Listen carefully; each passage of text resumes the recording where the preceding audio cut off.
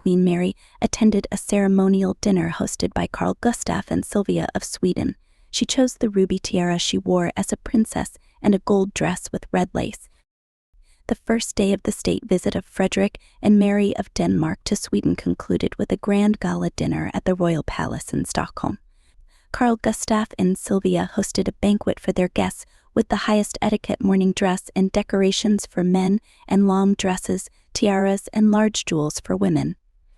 Maria adhered to the dress code meticulously. She wore a modified gold dress, to which she added red lace fabric, along with a ruby ensemble. It was just a few minutes past 7 in the evening when Frederick and his spouse left the royal yacht Danneborg, where they stayed during their visit to Sweden.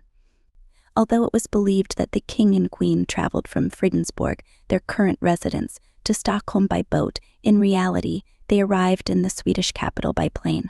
They then boarded the Danneborg to begin the welcoming ceremony, an act symbolizing the close relationship between the two families, which was also demonstrated at the gala dinner, for which Maria chose the ruby tiara.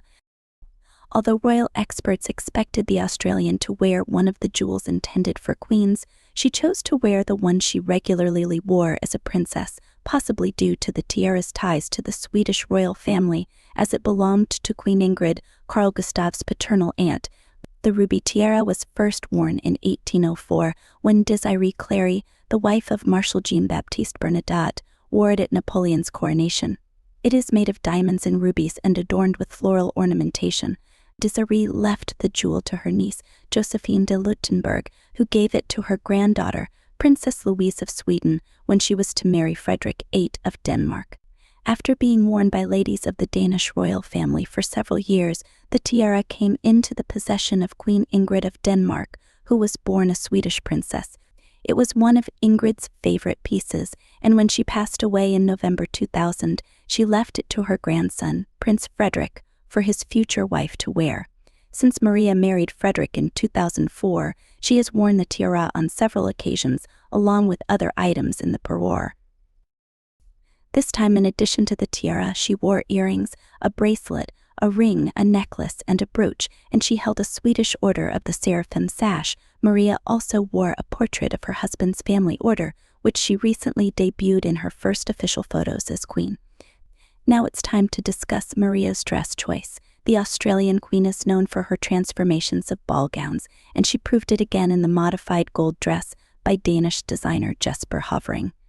She debuted the original dress at the New Year's dinner in 2017, where the bodice was also gold to match the skirt. In September 2022, she wore it again at Queen Margretha's Jubilee, this time with black lace fabric on top, and on this evening in Sweden, she chose to add a burgundy lace shawl in the shape of flowers with transparent overlays. This change allowed her ceremonial dress to look completely new. It was a striking ensemble for Maria's first major gala dinner as queen. In summary, Queen Maria of Denmark attended a grand gala dinner in Sweden during the first day of the state visit of Frederick and Maria of Denmark to the country. She wore a stunning ensemble, including a ruby tiara with historical significance and a modified gold dress adorned with red lace, showcasing her impeccable style and attention to detail. The event highlighted the close relationship between the Danish and Swedish royal families, as well as Maria's adeptness at transforming and reimagining traditional ball gowns.